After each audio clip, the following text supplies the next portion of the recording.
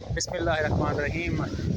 नाज़रीन, मौसम की जो पेशगोई थी उसके मुताबिक ज़िला मियांवाली में अगले जो 8-10 दिन हैं उन दिनों में किसी किस्म की जो है बारिश का इम्कान नहीं था और शदीद गर्मी बताई जा रही थी।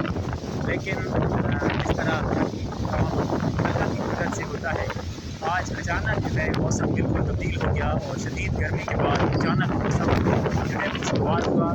आंधी और बादल जो है साथ छा चुके हैं और खैर गिरदोनवार के जितने भी इलाके हैं वहाँ पर तेज़ हवा चल रही है और मौसम खुशगवार हो चुका है। हम आपको ये चंद मनाज़िर दिखाते हैं